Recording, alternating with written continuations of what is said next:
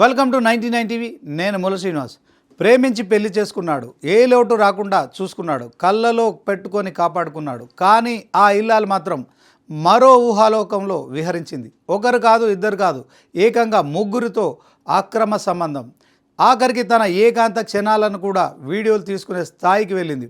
అవి సోషల్ మీడియాలో వైరల్ అవడంతో ఆ అవమానాన్ని తట్టుకోలేక, భార్య వంచనను భరించలేక ఓ సాఫ్ట్వేర్ ఇంజనీర్ ప్రాణాలను వదిలాడు. చనిపోయే ముందు ఆయన రాసిన 19 పేజీల లేఖ ఇప్పుడు తెలుగు రాష్ట్రాల్లో సంచలనం సృష్టిస్తోంది.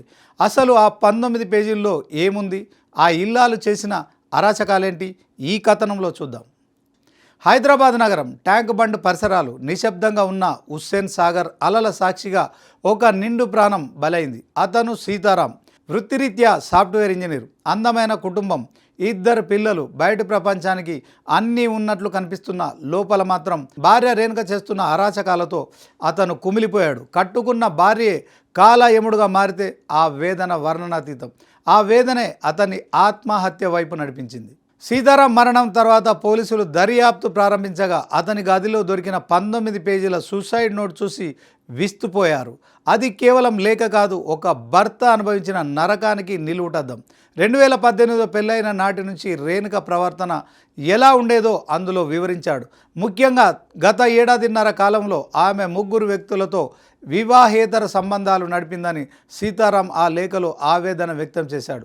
తను ఇంట్లో లేని సమయంలో రమణ అనే వ్యక్తి ఇంటికి వచ్చి రేణుకతో గడిపేవాడని, ఒక భార్యగా ఆమె తనకు తీవ్రమైన ద్రోహం చేసిందని వాపోయాడు.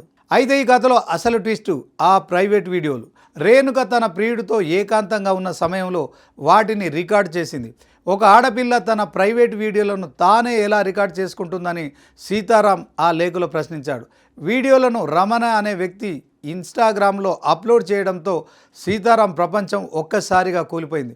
నా భార్య అసలు స్వరూపం తెలిసాక నేను ఎలా బతకాలి? అసలు ఆమెకు ఏం కావాలి? ప్రేమనా లేక శృంగారమా అంటూ ఆయన రాసిన వ్యాఖ్యలు చదువుతుంటే కన్నీళ్లు ఆగవు. సీతారాం రాసిన ఆ 19 పేజీల మరణ వాంగ్మూలమే ఇప్పుడు నిందితుల పాలిట ఉరితాడుగా మారింది. బాచ్పల్లి పోలీసులు ఈ కేసులో ఇప్పటికే 3 కటకటాల్లోకి నెట్టారు.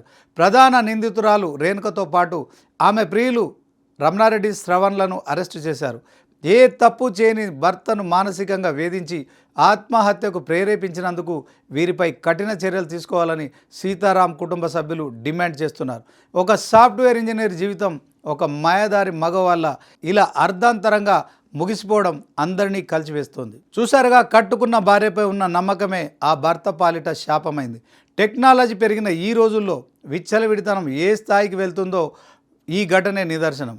సీతారాం ఆత్మకైనా శాంతి చేకూరాలని కోరుకుందాం.